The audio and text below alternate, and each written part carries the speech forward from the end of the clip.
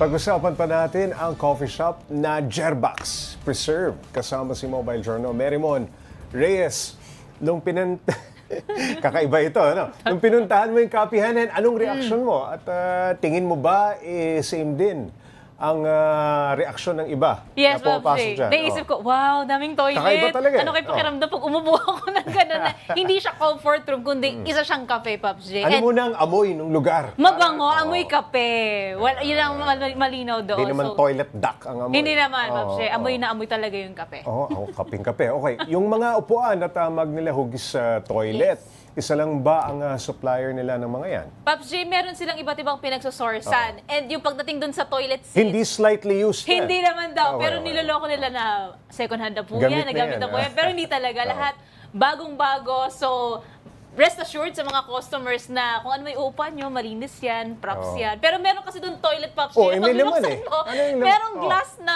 poop. So, yun yung parang Ah, pinaka-props okay. doon. If you want the experience na may jebs talaga sa Jerbox, buksan mo yung toilet seat.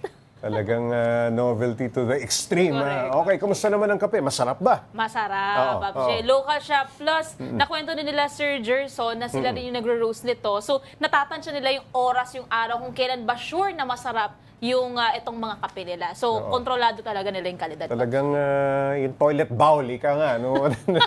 Umaapaw, ano? Correct. Medyo kakaiba yung tema nila. Kamusta naman ang mga customers nila? Tanggap ba ito? Oo, Pops J. Natutuwa ba sila? Sobra. Lalo na sa mga kabataan. Kasi yung ilan sa mga nakita ko doon, dinayo pa nila yon para lang daw makita yung toilet seats, para ma-experience to. Wala ba silang toilet seat sa bahay nila?